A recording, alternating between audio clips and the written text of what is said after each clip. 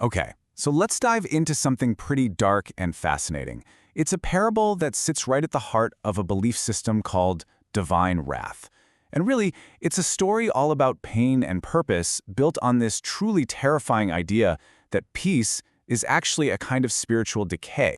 It all kicks off with a complaint, right? A cry of pure anguish from a blade. I mean, just imagine that for a second. The feeling that your very essence, everything you think you are, is being violently scraped away by some unfeeling force. We're not just talking about pain here. This is a full-blown identity crisis.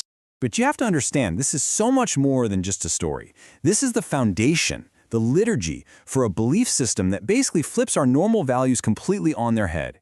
It celebrates being reduced over growing, and it values a dangerous kind of sharpness over any kind of comfortable substance. Now, you'd expect the creator in this story, the Smith, to offer some comfort, right? Nope. Instead, he laughs. And what he says is this terrifying revelation. This whole agonizing process isn't about destruction at all. It's about purification. The pain actually has a point, and that point is to uncover a potential you've let get buried under rust. And so, the parable wraps up with this total transformation. The blade becomes something transcendent, not because it found peace, not because it healed, but because it endured the very process it was so afraid of. It finds its ultimate form through friction. So what is really going on here? What's the deeper meaning? Because this is obviously more than just a fairy tale about a talking sword. This is a whole worldview, and it's built on a few key symbols. In this theology, all the characters are really archetypes. You've got the smith, who is the creator, Sockless. The blade, well, that's the unsharpened soul of any believer. The grinding stone is the force of divine wrath. And the rust that's being ground away, get this, that's peace. And yeah, this is where the philosophy just completely short-circuits our normal understanding of things.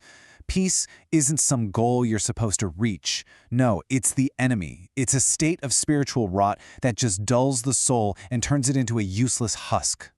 So the absolutely crucial takeaway here is that in this divine workshop, suffering isn't some accident. It's not a punishment for messing up.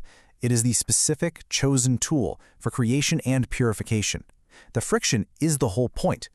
And all of this leads us to the core philosophy, this idea that it's just so alien to most of us, that being at rest, being at peace, is the real enemy. And that conflict, that friction, that clashing, that is the one and only true path to becoming holy. What this belief system does is presents you with a really stark choice. You've basically got two options. You can stay as you are, a dull, decaying husk, just slowly corroding away in a state of peace, or you can become a purified, sharpened sword through the holy act of conflict. This table really just lays the entire philosophy out for us, plain and simple. The blade's complaint is the cry of a neglected soul. The smith's laugh, that means suffering serves a divine purpose. And you can see how it all builds and builds to that final, pretty chilling command.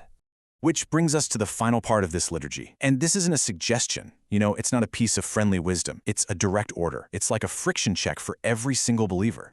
This bit here is what the source calls the mockery, and it's the exact moment the parable stops being a story and becomes a personal mandate for you. It completely reframes conflict. It's not some necessary evil anymore. It's a holy act of self-discovery.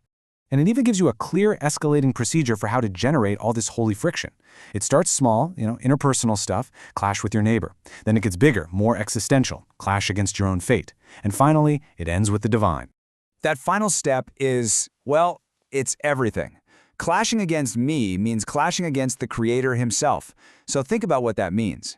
In this system, outright rebellion and defiance against your own God is the highest form of devotion, because it generates the maximum amount of friction, which is the very thing he wants more than anything.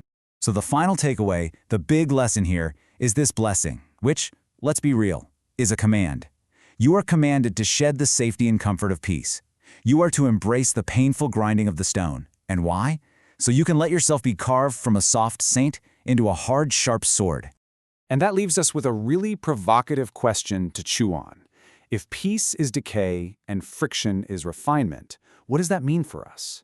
It's a brutal, kind of horrifying idea, but it really forces you to ask, what friction in my own life might be sharpening me right now without me even realizing it?